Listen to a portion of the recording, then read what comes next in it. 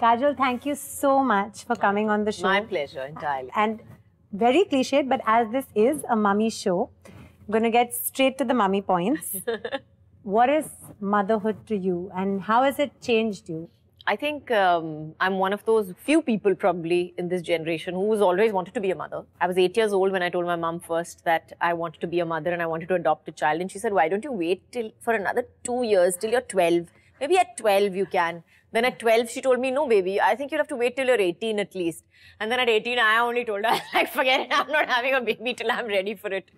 But I think when I finally had my daughter, I was just, it was just overwhelming. It was amazing. I turned into a paranoid, overprotective, ferocious mother. And I probably alienated a lot of people, nearly divorced my husband because I think he was ready to beat me over the head, club me over the head at times only to make me a little more sane and normal. I was very...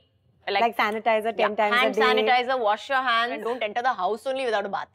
So I was one of those people and I was like, no, you can't do this because she's sleeping and no, you can't do this because it's eating time and no, you can't do this because But did you do the same for yoga? No, because I didn't. The second one usually... I didn't. I was much calmer, I was much cooler, I was much more... I was like, I think second time around you know what's going to happen. Veteran mom. It's so not a big shock every time and oh my God, do I have to run to the doctor? So I think it's much easier the second time around. We have an internal joke, Rupak, my husband, he always says when Zen, our elder son, was born, the bottle of sanitizer, in day one it was done.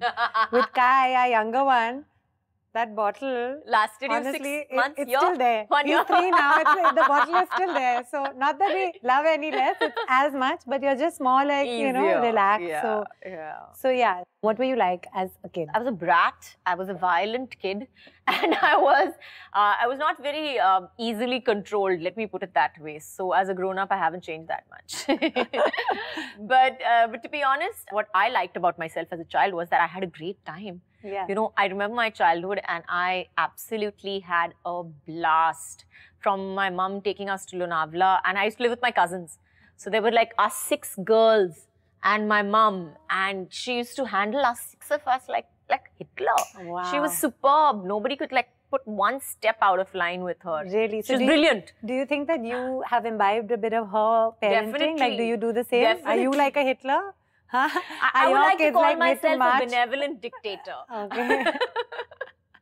So dictator's there in the sentence. Dictator more of the time rather than benevolent, but yeah, a little bit of benevolent just to make me look good. So you're the tough cop at home. Ajay is like the milder one. I have to be the tough cop and I have to be the lenient cop also because Ajay is very rarely at home the whole day. So I'm kind of playing both roles, good cop, bad cop, both. Do you think that they are just closer to one of you, perhaps because of time, or do you think for certain things they turn to you and for certain things they go to their dad? I think that's always going to be a situation. Like my children, for instance, whatever they need, it's always me. But that doesn't mean that Ajay plays any less of a role in it. For sure. I mean, he is definitely there, and there are lots of times when, you know, he's sitting as a mediator because me and my daughter have these catastrophic, cataclysmic fights. Really? Like what? Describe one. I don't even want to talk about it. Who usually wins? Tell me that. Nobody wins in this. The only winner in this, Ajay will stand like a dictator in between us. He'll stand like a mediator, referee, and he'll be blowing his whistle left, right and center. Stop it, both of you. Yeah, that's him. You actually consciously decided to be with your kids and spend that time with them and not actually work. And personally, I find it very difficult to leave my kids. I've never left them yet. Not that it's a good thing. I believe each to their own. You have to do what works for you. Yeah. But how do you manage that? Are you able to? I haven't left them yet as well. Yeah. Oh my God. I find it very difficult. And I work Nisa around 11, it. right? Nisa is 11 and I work around it. Yeah. I truly work around it. I think that, I take them everywhere. I take them everywhere with me, wherever I have to go. I plan my work as to their holidays.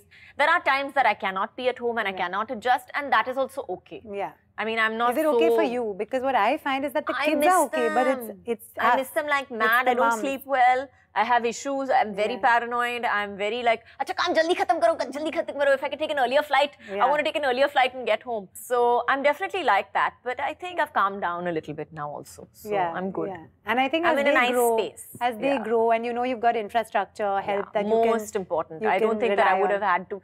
I would have been able to take this decision unless I had my mother-in-law behind me, like like 120%, and my mother and my sister.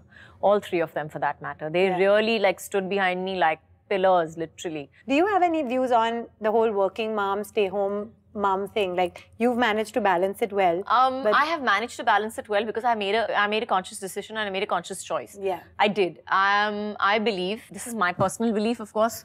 I have no judgment as to each to his own, really, as you said. Yeah. I mean, as for me, I believed that I had kids. It was a conscious decision, and therefore, I took that conscious decision as well to take care of them. Yeah. I wanted to spend time with them. I believed that it was my choice to bring them into this world, and therefore it was my responsibility to take care of them and make sure that they were brought up right, the way I was. As far as work is concerned, I think there's this huge guilt attached to it, to work as such when you're a mom, which you cannot get rid of, which you have to just cope with day by day. As a celebrity, is there something different in the way you bring them up? Are you more conscious of grounding them? I am mostly like any other mom would be. But yes, as a celebrity, you do have to put that into your kids from a younger age. And you have to make them understand certain things like security, for instance. Yeah.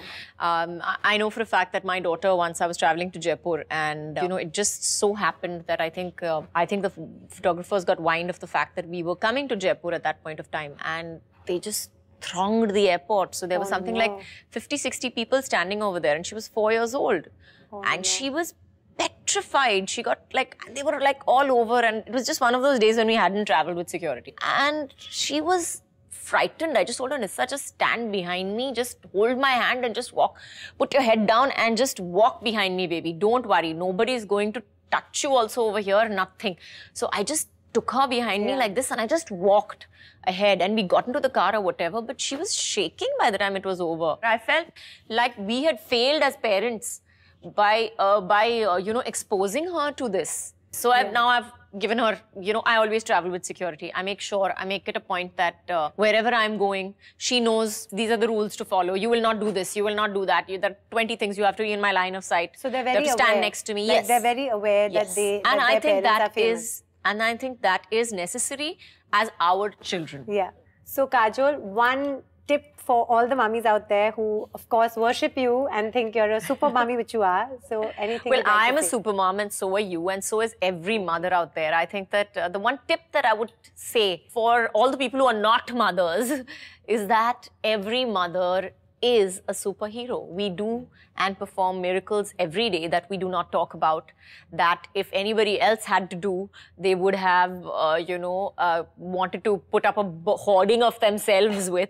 So I think that we're fabulous, we're amazing just by the fact that we've created a miracle, that we are able to create a miracle, and the fact that we take care of them day in and day out and love them with all of our hearts and center our lives around them. I think that in itself makes us superheroes. So Kajol, thank you so much. Really a pleasure having you on. Not at all. My pleasure. Thank you. Thank you.